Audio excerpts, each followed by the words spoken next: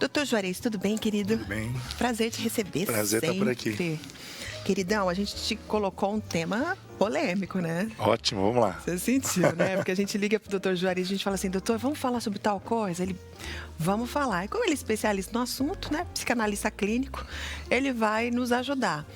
Você divorciou? Ou então, de repente, você separou, tá morando em casas separadas e tem uma criança aí no meio, e de repente um dos cônjuges começa a colocar empecilho para você visitar a criança, ou então te coloca contra o seu filho, como que você deve agir? E isso acontece muito. Eu tenho alguns amigos e uma amiga minha que está passando por isso, o marido impedindo que ela veja e também colocando a criança, que não é criança mais, já é adolescente, a menina, colocando a menina contra ela. Quem está errado, quem está certo, como agir? Bom, primeiro, é raro isso, né? Ele pegou a guarda da criança? Foi. Aconteceu o inverso. Então, normalmente, a mulher que fica com a guarda. Exato. Síndrome da alienação parental. Isso é lei. Certo? E se há um impedimento da parte que tem a guarda de que a outra parte possa estar cumprindo com as suas obrigações, isso é lei.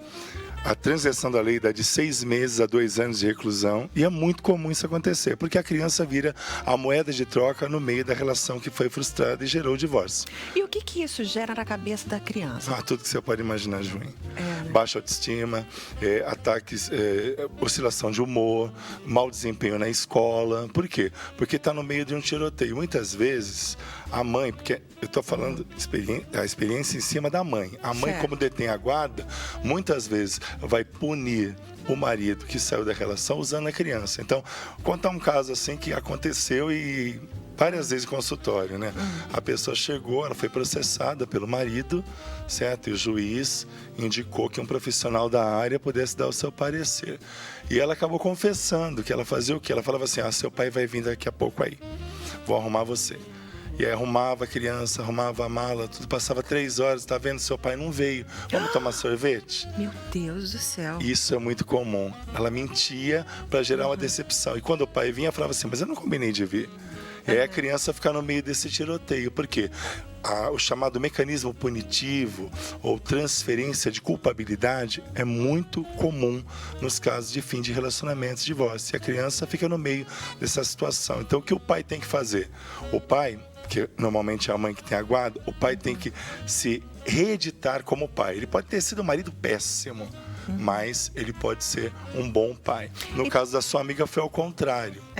Vamos colocar então, para ficar mais claro, que é o mais comum, a mãe detém a guarda da criança. Isso, a justiça tem a tendência de deixar com a mãe. Isso, e de repente o pai tá ali na retaguarda e sabe que a mãe tá colocando o filho contra. Exato. Ou a filha contra ele. O que ele tem que fazer para que esse filho não se afaste ainda mais, né? Porque sair de casa já é um afastamento.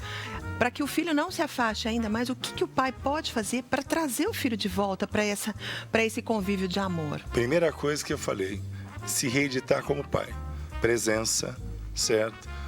Evitar entrar no jogo da outra parte, certo? Tipo assim, a sua mãe que está manipulando, não sei o que, eu vinha, isso, aquilo, outro. Mesmo sabendo que esteja. Exatamente. Não diminuir a outra parte, porque isso vai prejudicar, certo?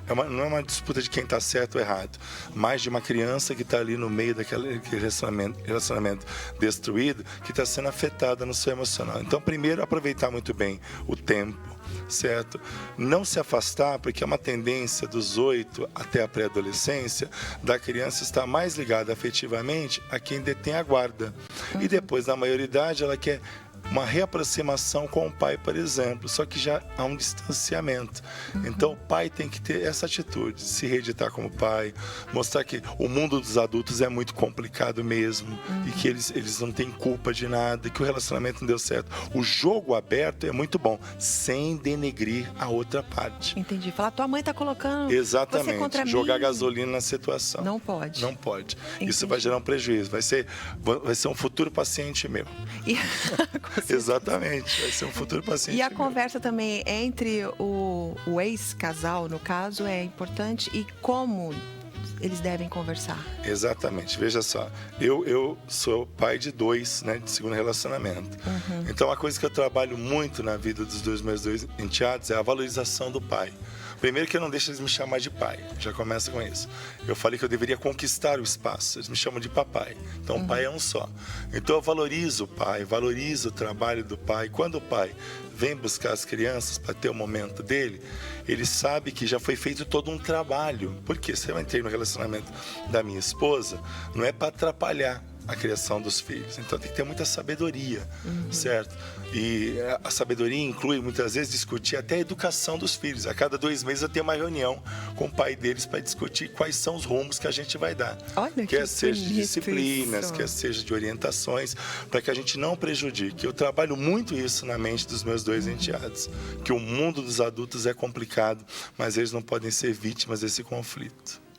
Então, qual seria a sua maior dica para quem, vamos colocar aí, para a mãe que está colocando o filho contra o pai? O que você tem a dizer? Não vale a pena, certo? Por mais que haja traição, por mais que haja decepção no fim do relacionamento, não vale a pena. Vamos pensar no filho, porque ali está uma parte da mãe e uma parte do pai.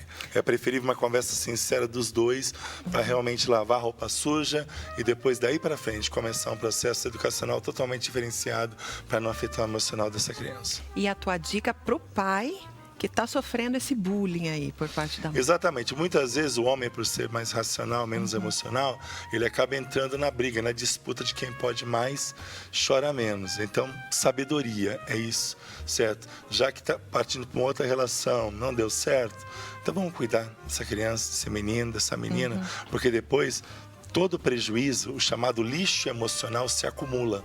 E a gente não é programado para se livrar do lixo emocional. Então, por isso que a gente acaba sendo afetado. Então, sabedoria para o pai fazer o seguinte: ó, vale a pena, vou cuidar do meu filho, da minha filha, no máximo que eu puder. E não apenas aquela coisa de dar presentes, que é o que mais acontece, né? A mãe tem que cuidar da educação e o pai dá presentes e leva no McDonald's. Para tentar suprir, né? Exatamente. Então, é uma ação, interação. Tempo de qualidade, toque ao gesto, palavras de afirmação, né, divisão de serviço, interesse pela vida dessa criança, desenvolvimento dela. É bem e a dica para essa criança aí, que a gente sabe que tem muito adolescente que assiste ao nosso programa. Então, que está aí no meio da guerra. A dica que eu dou é a seguinte: se a criança conseguir fazer isso, quando estiver com o pai, fala: pai, você está me prejudicando muito entrando nessa guerrinha. Mãe, a senhora está me afastando do meu pai, vão ter grandes prejuízos dentro disso. Se for um adolescente ou pré-adolescente, já tem uma noção maior. A criança fica meio que perdida, não entendendo essa divisão toda nesse mundo. Então seria realmente abrir o jogo. Vocês estão me afetando. O fim do relacionamento de vocês está me destruindo internamente. Tá? Fica a dica aí. Doutor, muito obrigada. Deus abençoe sua vida, seu final de semana. Maravilha. Aquela princesa maravilhosa. Mandou um beijo pra você. Mandou? E falou que quer vir de novo. Eu falei, a primeira vez que ela veio, não abriu a boca. Ela ficou toda tímida no seu colo. Agora ela falou que a próxima vez ela vai vir, vai falar com você, fazer um monte de perguntas pra você. Traz os enteados também. Vou trazer todo mundo aqui. Então. Combinado. Podemos falar sobre a nova família. É um bom tema. Eu gosto. Os meus, os seus, os nossos. Adorei. Gostaram? É um bom tema. Gostei, combinado. Maravilha. Anota aí, Fefe, a nova família, tá? Obrigada, Fechado. querido.